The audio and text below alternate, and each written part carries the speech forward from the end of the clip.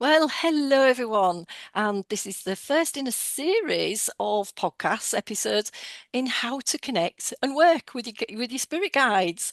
And we're going to get you to understand what to expect with your spirit guides as well. So, in this first episode, we're going to share, to start with, the four main myths that we hear everyone talking about. It's creating so much confusion and fear about working with spirit guides. So we're going to bust through those. We're going to get through those so that you're not buying into that false scenario. And then what we're going to do is get you to do some work yourself. We're going to get you to do some reflection work, get you to start busting through those myths yourself and start connecting with your guides. So if we're ready, let's make a start. So what's the first myth, Rob? Right, first myth, my personal favorite, is that I can't connect with spirit guides because that's only for psychic people or people who are Mm, specially gifted. mm. It's not for me at all. And as you and I know, Julie, that's absolute patent nonsense. Absolutely Absolutely. everybody on the planet can connect with guides, probably is connected with guides and hasn't noticed, but it's not a special remit given to the few. It's there for you. It's for everybody. It's available if you want the guidance. You can just step into your own truth and you can have the guidance. So it's very easy. I think we all have different ways of getting it, of sort of getting to the point where we know we're connecting. And we all have different ways of experiencing the messaging and how we read the messaging. But the principle of it, connecting to your guides, is for everyone. Mm, No exclusions whatsoever. Second one is that, oh, I'd like to connect to my guides, but I can't see or hear clearly at all. And so they're obviously not there. I'm making this up. And I've been there. I think most people have when they're starting this work is you sort of try to connect, then you think, oh, I can't be because that's not very clear. There must be more to it than that. I'm not, the angel Gabriel has not appeared in front of me in a hail In of your living fire and in your glory living and room. Yeah. pronounce some kind of world message to me. So it didn't happen. Mm, And it's that question of understanding the subtlety of working with your guides and the smallness of the messages and the nudges you get, and knowing that they are just steering you in the right direction, mm, but they're not informing your life and taking over your life. So it's learning how to get your resonance right with the guides and understand the messaging. mm. So just as you can absolutely connect to your guides, you just have to learn how to connect and how to feel and how to interpret. So what about you? You got two Yes, myths you want to and bust. Miss Yeah. Three, Rob. Yeah, Miss Three is all about that self-doubt and all that mental noise. It's so disempowering. So the self-doubt is around people often tell me a psychic told me this, or a Yeah. psychic told me this is going to be my life now, or this is the timeline I should take, or this is the life I should take, the path I should take. And where's the empowerment in that? It's not that you can't go and talk to somebody else. I still do it. Me and Rob will work between us. I still go and ask people things. That's okay. But to see people with so much doubt that they're not the psychics, is quite sad, really. So, make this something, remove the doubt, make this something that's your intention to connect with guides and that you can do it. They are already connected with you.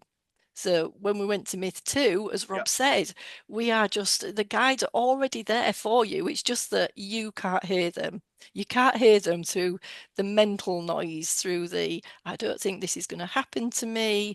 People told me I can't hypnotize myself. People told me I can't do meditation. All of these things, as you start to practice and work in meditation and sit still, that will start to go away. I always feel it is a practice if you're in that area of self-doubt, because it becomes a habit. It's just where people will not, I'm not going to do any of this. It's not for me. I would love to connect with the guides, but I just can't. That is all just, all the noise, all the another myth of where we just literally talk negative to ourselves about it. So just remember, intention is everything, focus is everything. So just focus on what you want to do, focus on connecting with those guides, and it will happen in the subtlest of way. And myth 4 is thinking that if I could connect with the spirit guides, my life would be all sorted. And it's not that it isn't, but it's not that the spirit guides will go, "Hey Julie, this is the next step you do," in English, talking to you in that way. What they'll do is just give you that nudge, give you those nudges to go, maybe you should step that way. And a lot of that is because we're fighting and we're resisting to stepping forward into our new version of ourselves where the spirit guides and your soul wants you to go, because we feel fear, because we're too busy talking to ego. So it's not that the spirit guides will tell you everything in one go. In fact, what they do for everyone that you talk to that works with spirit guides and other guides, will be that they just it's like breadcrumb trail. They just drip feed you as you go along, because otherwise it would be too much for our brains, it would be too much for our nervous system. So just expect to do this. Um, in small, just make it small doses. Just start from the very beginning of talking to them.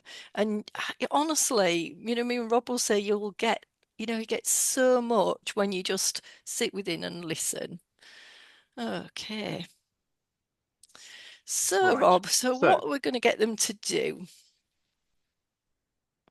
start the process. Mm, Start the process. And how do you start the process?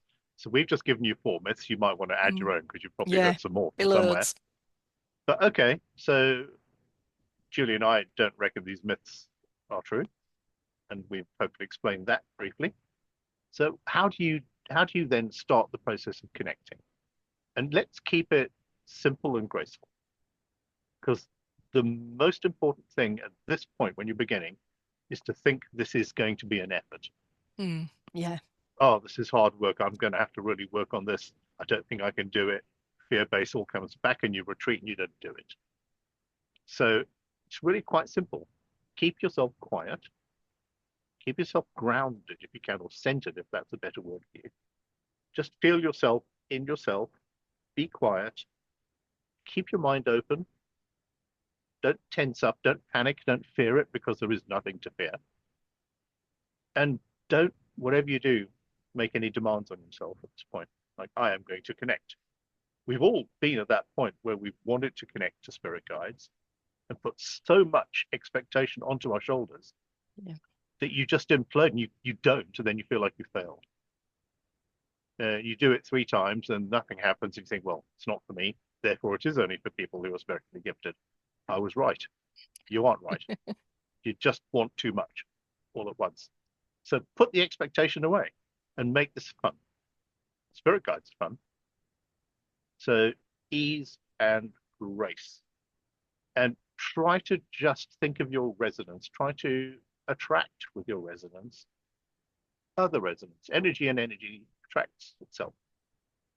So if you have calm, benign resonance, then you can attract calm, benign resonance towards you. If you are still and quiet, you will start to feel sensations. You might start to be aware of something. You might start to sense something, some person, some spirit, or just something. You might get a message. You might not get a message, but you might think, okay, I see where this can go. And that's okay. Keep doing that, rinse and repeat, and things will change and the message will get stronger and you will find, oh, I can connect. It's possible. What do you think in terms of when you do connect with a guide, Julie? What Mm. should you be worried about? Or should you be worried about anything at all? Well, the What are they more, going to say to you and do with you? yeah. Yeah. Yeah, the more you worry about it, the more you're going to get somebody that, will make you worried. You're going to get an entity, aren't you? But um, this is more about not worrying about anything. This is about just saying, I am going to connect. It's creating those affirmations, if you like. So you've Yeah. got the free will here. You've got the empowerment here. I am going to connect with my guides. This is still remembering that they are already connected. They are already there for you. They are connected with you. So they are just waiting for you. In fact, Rob and Yeah, I always laugh that the guides can be, waiting cross, sort of with their arms crossed, going, for goodness sake, whatever. Will Julie, soon hear me? Will they hear me soon? And so this is where the guides are there to help you as well to connect with them. So if the more you just set the intention to build your connection time and time again, just continue to be in that empowerment of practicing and saying, I can do this. This is me. It's already done because the guides are already connected with you. So then just expect the guides just to give you some, as we say, this is why we call them guides, some guidance, just keeping you on the right path, and understanding that you don't have to be, we also always do this in meditation. But then what you can do is go for a walk. What you can do is, even when you're driving and you're stood in traffic, the car's stood in traffic, continue to be in this calm and stillness. So it's a lifelong, day-long practice, so that you end up, what the guides are showing you here is how to navigate your life without all that 3D yeah, animosity and all that 3D reactions. This is what we'll end up talking about in other episodes. But for now, it's just understanding that the more you kind of go within the stillness of yourself to receive the information from your guides, no matter how big or how small that information is and that guidance is, that's the knowing, that first part of like, oh, I got a message there. That's a message in however you get that message. That message could end up being some you can hear it, you could see it, it could be some imagination, some imaginary skills that you've got there, and you could think, oh, it's in my imagination. There's nothing different between your imagination and what you see on the outside. Your brain does not know any different. Even the scientists know that. So you can remove that from your mind of your imagination. Know that your imagination is that connection, is that this is what my life wants to be like, and I want to build my life with working with the guides and owning that lifestyle, isn't it, Rob? yeah, absolutely. So now, if you're listening to this and you think I want to do this, and I hope you do because everyone should and can, here are two things I'd like you to reflect on. And the one is, have you ever brushed something off that you thought might have been a message from a guide, whatever guide that might be, and you've just thought, ah, no, just made that up, nonsense. Have a think if that's happened to you, or if you can remember anything about it. And if you can't personally remember, can you imagine how that might be? You make a little connection, and then you go, ah, no, can't be it. So just have a think about that. And the other thing I'd like you to do is sort of reckon up for yourself your own expectations and your fears about meeting guides, working with guides. What's holding you back? What do you expect when it happens? What are you nervous about when it happens? And just start to work out for yourself what prevents you from doing this work and what you might gain if you do this work. And just see, there's no expectations on this and there's no judgment on this. It's just a bit of personal reflection to get you thinking and to get your consciousness into the space where guides can reach out to you. So you need to be ever present for this to do it and not drop the guides and pick them up 5 minutes in the morning when it suits. It's an all time thing. You can't just let it go. So by doing this kind of reflection, you just keep your mind in the space and keep it going round. You got any other ideas that people can do, Julie? Anything we can ask them to do before the next session? Yeah, well, if you want to go a little bit further with this and have a practice Yeah, yourself, we do have a yeah, meditation that enables you to go, to sit in the silence, sit in just listening, sitting in tension, get yourself centered and grounded, and just listen out or hear, listen out, see those subtle, those subtle experiences, how, feel those experiences, what expectations are coming from this.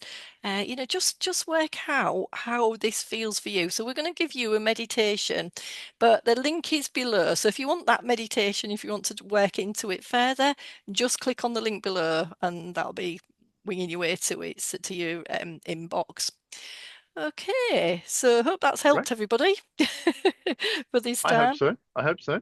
And maybe journal if you want to in the week Oh, when yes, you're maybe thinking do about it. If that. anything comes to you, Mm, jot it down. It sometimes just helps to keep it there. And it's always interesting to go back over those after yeah. a while and think, ah, that's what I was thinking at the time, or oh, I didn't Mm, realize that message came then. And the penny starts to drop literally more and yeah. more easily, and you recognize it when the penny drops. But everybody Yeah. keep it simple, keep it easy, keep it graceful. This is a gift we all have. Yes. Don't stress about it. Make it a Yeah. lovely, happy, joyful experience. Yeah. Because it is. Yeah. Yeah. Yeah, It really is. good. Okay. And then join us Lovely. next week when we'll Yeah. take this further and continue the process of connecting and see how you get on. Yeah. Yeah. We'll see you next week. Okay. Okay, bye now. Bye.